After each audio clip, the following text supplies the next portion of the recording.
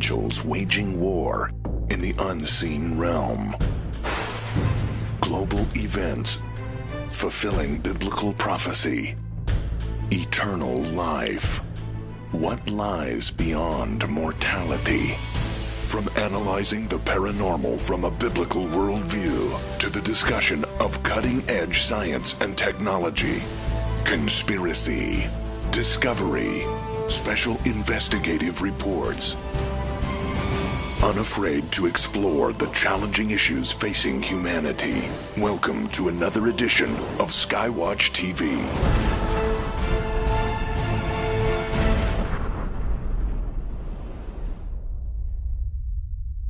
As we see the headlines each week, it's easy to come to the conclusion that the world has gone mad. Welcome to Skywatch TV. I'm Derek Gilbert. Our guest is an expert on the political situation in the Middle East. He brings a unique perspective, raised in the United States, lives in Israel, and a student of the Soviet Union. And of course, they're having a lot of influence on what's happening in the greater Middle East these days. He's the author of 7 books, always in demand at conferences. In fact, he'll be one of the featured speakers at the Rocky Mountain International Prophecy Conference in Pikes Peak this July. Avi Lipkin, welcome him to Skywatch TV. Happy to be here. This is something I've been watching with some interest. Your 7th book, Islamic Rivalry, ISIS and Iran Fighting for the Heart of the Islamic Identity. And the situation in Syria got a lot more interesting. I mean, it was deadly enough watching the Shias and the Alawites, backed by the Shia power Iran, fighting with the Sunni rebels, who are splintered into a number of different groups: Jabhat al-Nusra, Al-Qaeda, of course the Islamic State, which is fundamentalist Islamic as you can possibly get. And then suddenly, last October, Russia jumped into this mess. What is Putin's game in the Middle East, and how does this change the dynamic of what's happening in Syria and in the Islamic world? Okay, well, firstly, I believe that the Russians have a self-interest in preventing, and they've said it, preventing Chechens, other Islamic groups, Turkic groups from coming into Russia and destroying Russia from within. And so the idea is to take out as many of these Sunni Eurasian terrorists before they go back to Russia and do the harm that they could do. Russia fought a long war against Chechen separatists, and those were Muslims. A very nasty war against the Chechens. You know, I have to tell you something, and I understand we have a little more time for this show, so I'm going to go a little more in depth. I have a personal connection with all of this because my predecessor, my great-great-great, whoever it was brought over from Germany in the 1600s to Poland to build the walls of Warsaw. And we were knighted by the King of Poland with the name Stone, Kamien, in Russian, Polish, and Slavic. And I think also probably I got my blue eyes through the King of Poland because my brother had a DNA test. He's got Norwegian genes. How did I get Norwegian genes? My mom used to look like Ingrid Bergman. Anyway, I think that my predecessor married the daughter of the king. People would prostrate when they were leaving him. You know, so like it was like Joseph and Pharaoh. Yes. Joseph also was given a local Egyptian woman. Right. The Jews became the tax collectors of the King of Poland. So of course the Ukrainians hated them because the Polish were the conquerors of the Ukraine. The Russians hated them because the Polish were the conquerors of Russia. And what you have is you have these different Slavic nations, the Russians, the Ukrainians, the Poles. You have other Slavic nations also. But I focus on Russia, Poland, and Ukraine. The Turks were burning Warsaw. They were burning Moscow. They were burning Kiev. They encircled Vienna. Came as close as Vienna. And that was in the 18th century, wasn't it? Well, the final battle which dislodged them was 1683. Okay, 1683. They were there already 100 and something years before. And the King of Poland marched with his army straight south from Poland, and together with some German barons who came down. In other words, it was Christianity against Islam. And there were Jews actually on both sides. There were Jews in the Polish army, there were Jews in the Turkish army. Jews or whatever army in whatever country they live. Anyway, what happened eventually was that the Ukrainians rose up in a very horrible revolt against the Polish. They killed Polish noblemen and Polish priests from the Catholic Church. And of course, they killed the Jews.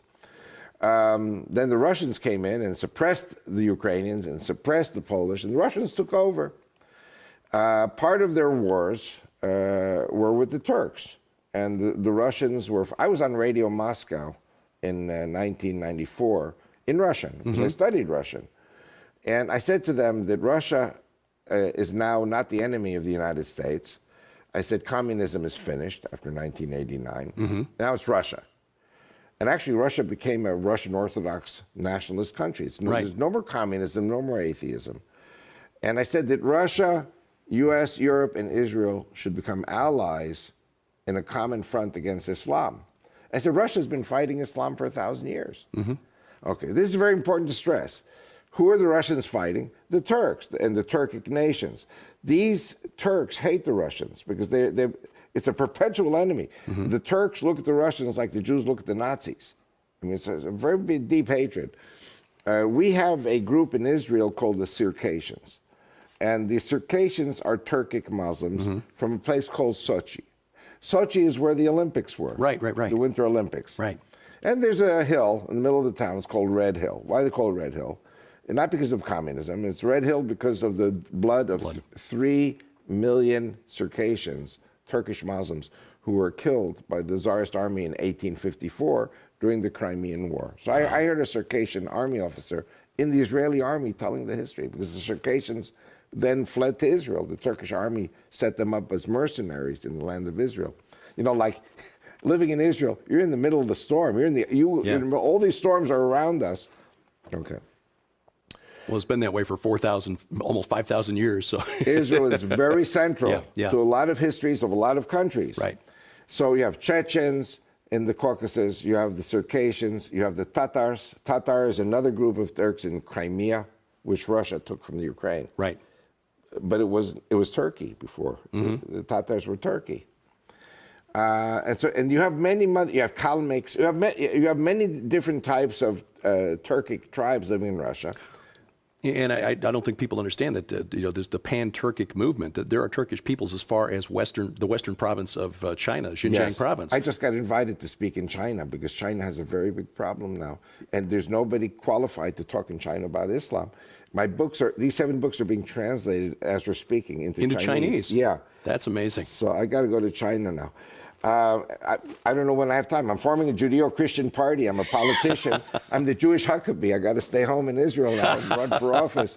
But anyway, the point is that the Sunni Turks hate the Russians for 1,000 years. Now, the enemy of my enemy is my ally. So what do the Russians do? They go to the Shiites. The Shiites have been fighting with the Sunnis for 1,400 years.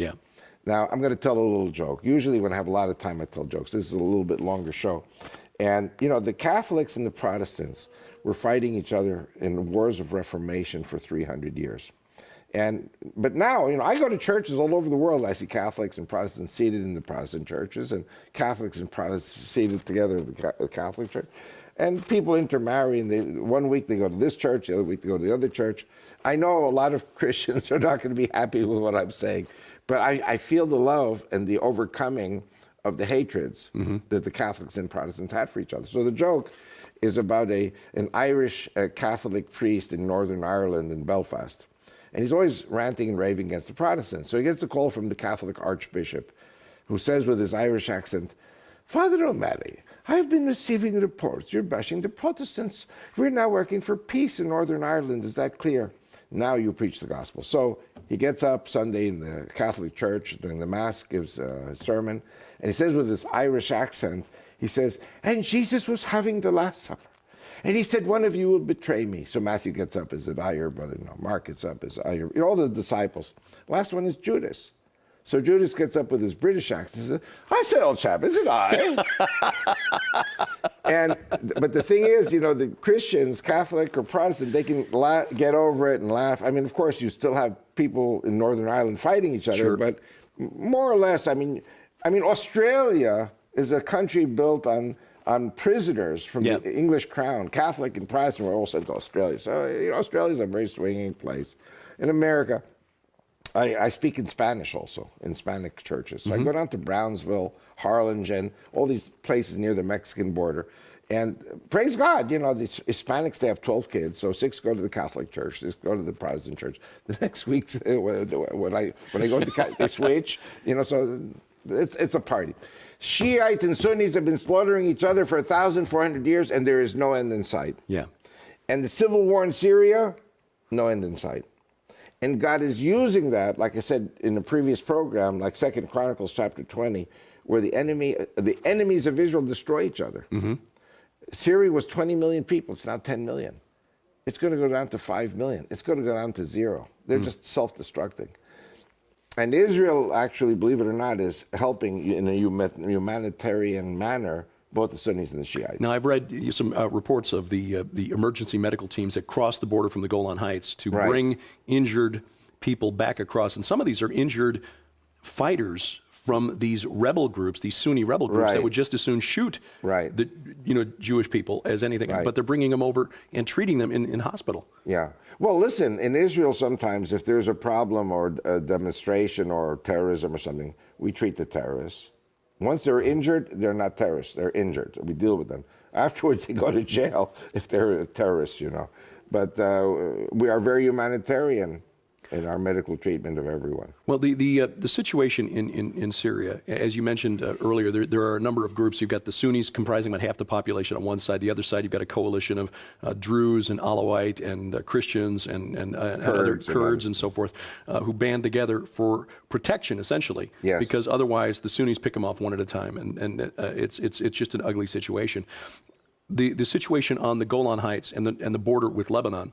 Of course, Hezbollah has been fighting on the side of the government of Assad in Syria, and they've been taking up positions on the Golan Heights. There's been reports recently that they have been actually taking some Palestinians from the refugee camps in southern Lebanon and training them and setting them up in positions across the border from the Golan Heights. How is all of this ultimately going to affect Israel? I mean, are they going to keep fighting forever, or will at some point they say, "Hey, enemy of my enemy, let's concentrate our fire across the border into Israel"? That's an excellent question, but it's also a very difficult question to answer. So let me explain. The Russians, let's go back to the Russians. The Russians have a strategic problem. The Russians are facing off against an enemy. The Sunnis are 85% of Islam. So if the Muslims are 1.5 billion, 85% is about 1,300,000. I don't know. I didn't even know this until recently, until I really got into it. What we used to remember as the Soviet Union, and included the Islamic republics of Kazakhstan, Uzbekistan, Turkmenistan. Right there, you had 200 million Turks who were Soviets. When Russia shed all of these Islamic republics, Russia today is like Italy. It's 150 million people. And of the 150 million people, there are also a lot of Muslims still living in Russia. There are even reports that within not a very long time, the conscripts in the Russian army of Muslim background will be equal. They will be parity with the Christians. So Russia is going to be facing an ethnic demographic problem in the not too distant future. At this time, we see two divergent trends in Russia. We see the great strengthening of Christianity, praise God, and the Russian Orthodox Church. They're not too nice to Western missionaries and Protestant groups. Right. But the Russian Orthodox Church, it's kind of like Israel. The Orthodox rabbis control in Israel, even though the other groups do want to be in the picture. So but on the other hand, Putin is building these tremendous mosques in Moscow for his citizens who are Turkic Muslims to pacify them and to kind of like restore order so that Russia can prosper. Now, the problem now with Syria is that Russia is going bankrupt. Russia is losing a lot of its economic strength. Yeah, the price of oil is so low. And that's another thing. The price of oil goes down. Russia does not have really a varied economy like the United States or even like Europe. The Russians depend on raw materials, on even gold, silver, diamonds, which they mine in Russia, but of course petroleum. So the economy is suffering. I would even venture to say, you know, I don't want to say I love or I don't love Putin, but I will say one thing: he is in very, very grave danger that some oligarch, for whom that oligarch's god is money, and if they feel that Putin is getting in the way, you know, the one world government, who we all know what the one world government is, will say to that oligarch who's got his money, take him out. You know. So actually, I pray for Putin because I pray for Russia to remain a Christian country. Yeah, it's almost been strange watching how Putin has positioned himself as a defender of Christendom against radical Islam. You know what? I go to the old city of Jerusalem to meet with my Christian Arab friends, and they say to me, why is it that Vladimir Putin is the savior of Christianity in the Middle East, and that the President of the United States is the supporter of ISIS in Saudi Arabia and the Holocaust of the Christians in the Middle East? Right. So I'm very, very concerned because I see a role reversal. The Christians are now the Russians and the Muslims are now the Americans. And Obama has also said America is the greatest Muslim country on earth. Yeah, yeah. And Putin has said that what made Russia great is its Christianity. So what we're seeing here is, and now I suppose we can get to the real strategic point here. America, Europe backs the Sunnis. Russia, maybe China also, but Russia supports the Shiites. Okay. Now, to answer your question about Hezbollah, Hezbollah has something very wrong in their brain. The Sunnis are going to win, in my opinion. The Shiites cannot win because the Shiites are 300 million compared to it's 200 million compared to 1.3 billion Sunnis. Right. The volunteers pouring into Syria to fight the Russians and fight the Shiites and fight everyone far outweighs whatever the Shiites are. The Shiite volunteers are drying up. And I'm going to share something now which is going to shock you, and it's going to stagger the mind for the people watching. You know, there's a group, like I mentioned in the previous program, the Druze. D-R-U-Z-E. People sometimes think the Druze are the Jews and Jews are the Druze, but they're cousins. And the Druze were thrown out of Islam 1,000 years ago because they said that Jethro is the greatest and latest of the prophets, not Muhammad. So, of course, they're despised by the Arab world. They speak Arabic. They're, by customs and by language, they're really...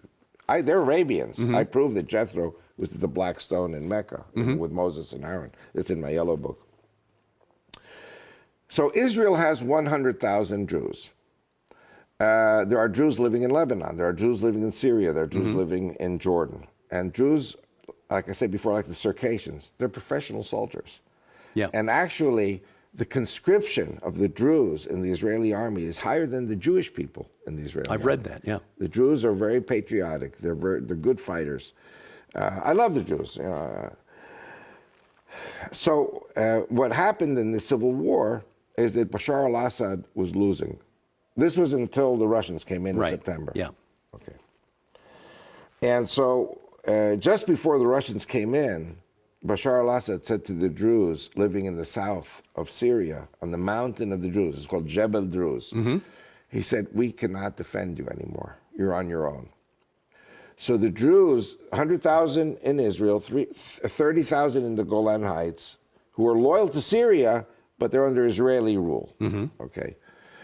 So the 100 plus the 30,000 plus the Druze of Lebanon, and I don't know exactly the number there, said, we want to go into Syria and to reinforce the Druze troops on Jebel Druze, because there are 700,000 Jews there.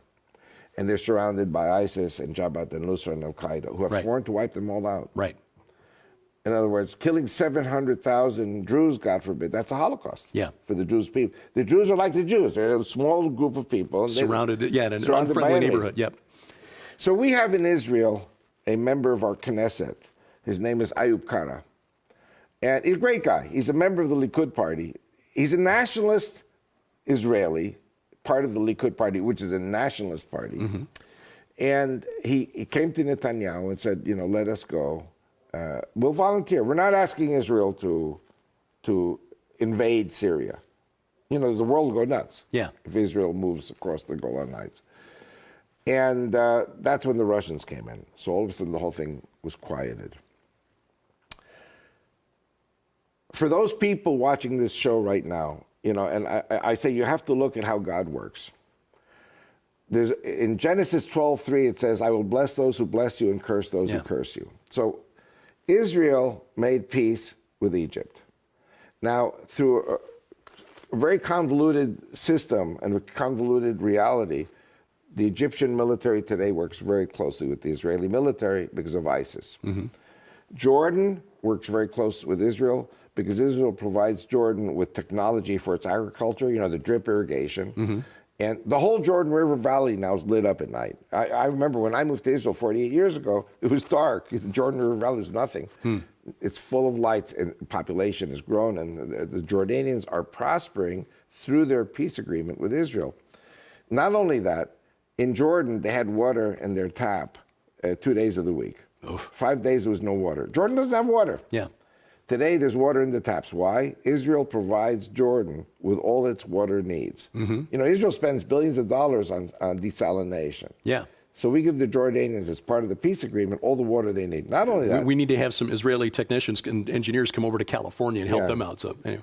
I wouldn't be surprised if they're doing it in California now also. But Israel is helping with desalination in many countries now. Yep. So anyway, so all of a sudden, Jordan takes in 1.6 million Syrian refugees. Israel is providing water for them too. So you see, Jordan is blessed by blessing Israel with peace. Egypt is blessed by blessing Israel with peace. Mm-hmm. Who doesn't bless Israel? Syria. And you know what? We have prime ministers. Rabin was ready to sign an agreement to hand over the Golan. Because of the hard-headedness of Hafiz al-Assad, it didn't happen. Then Ehud Barak, another former prime minister, had it all agreed. They even say that Netanyahu was ready to hand over the Golan Heights. He denies it. But what I'm saying is, you want to make peace with your neighbors, Yeah. And with Jordan it worked, and with Egypt it worked for now. That's very interesting because Daniel chapter 11, the last five verses of Daniel 11, reads like a prophecy of a future war with led by the figure we call the Antichrist, but in defeating nearby enemies of Israel, Edom, Moab, and Ammon. Which is 2 Chronicles chapter 20 also. Yeah, will escape out of his hand. In other words, it could be that it's because that there will be some sort of a peace between the people of Israel and those nations.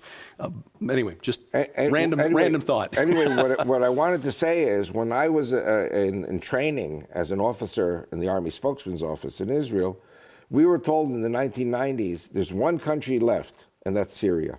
And they have missiles, they have atomic and biological and chemical weapons, and it was an enemy to be dealt with.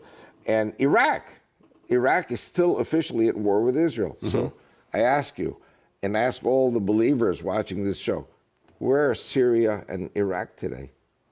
They don't exist anymore. No, they don't. They're for all gone. Intents and purposes. Everything is right. cantons. Yeah. And so God destroys anyone who comes against Israel. As long as America is a Christian country, God destroys anyone who comes against America. The problem is an internal problem. What is the heart and soul of the American people? Is the United States still a Christian country, or is it becoming a Muslim country? Well, that's a difficult question to answer. Yeah. Or we've just moved into a post-Christian, atheistic or pagan type world, a pagan nation.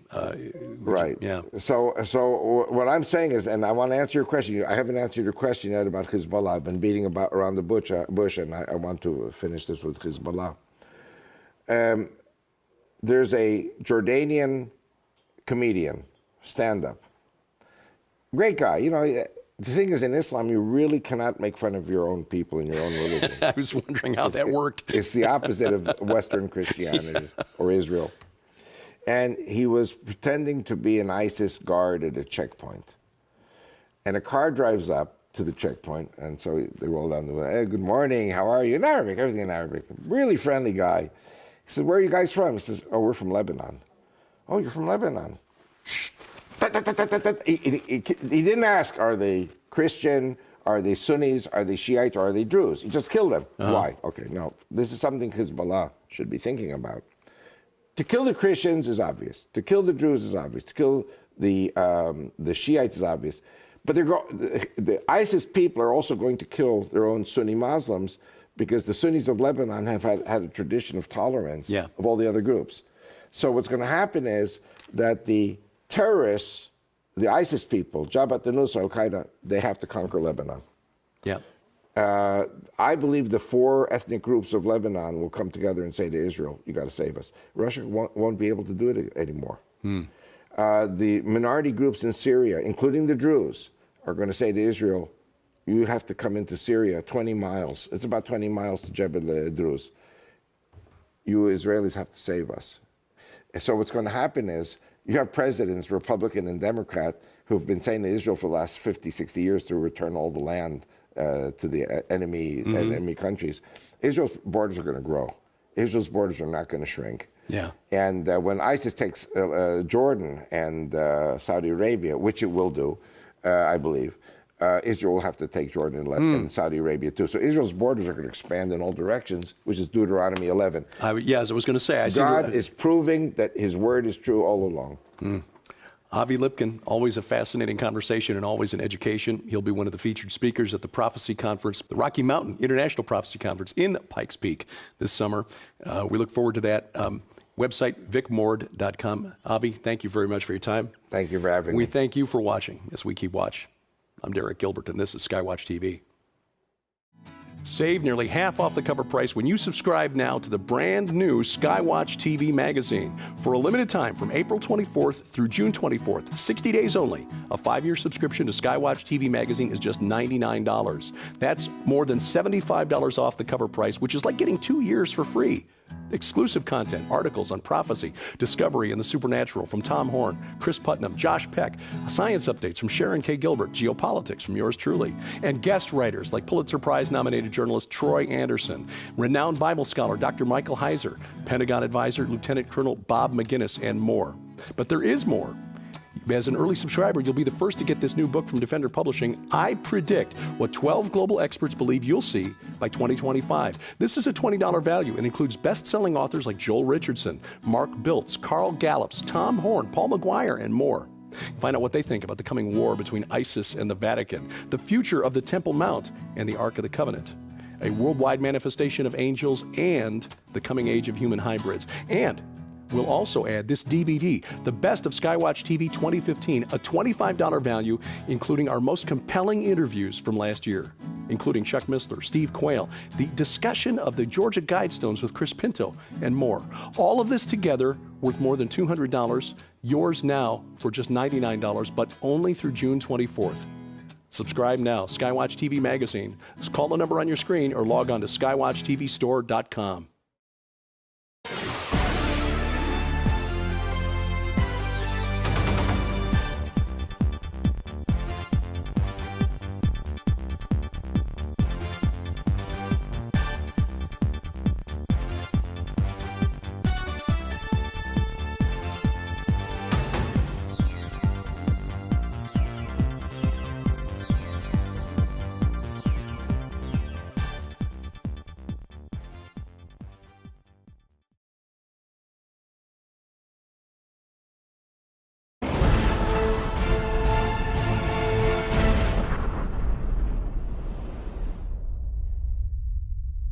As we see the headlines each week, it's easy to come to the conclusion that the world has gone mad.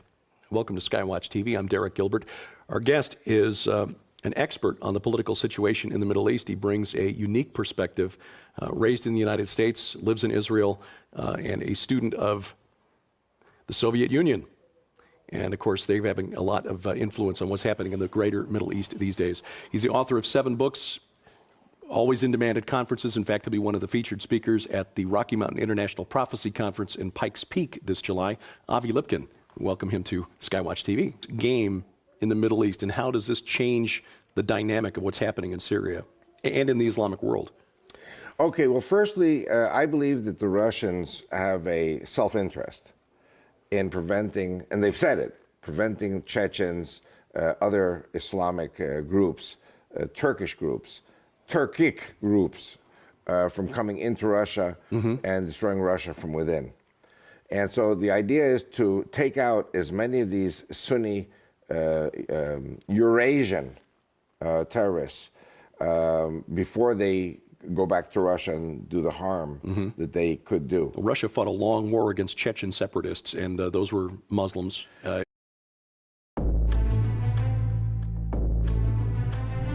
Angels waging war in the unseen realm.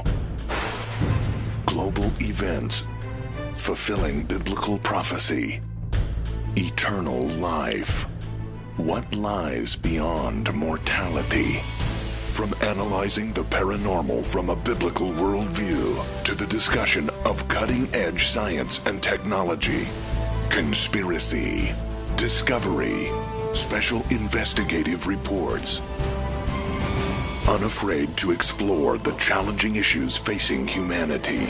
Welcome to another edition of SkyWatch TV. Happy to be here. This is something I've been watching with some interest. Your seventh book, Islamic Rivalry, ISIS and Iran Fighting for the Heart of the Islamic Identity. And the situation in Syria got a lot more interesting.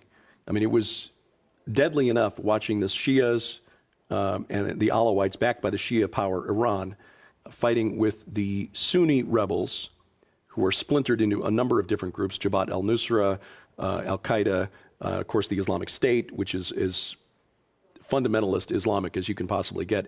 And then suddenly, last October, Russia jumped into this mess.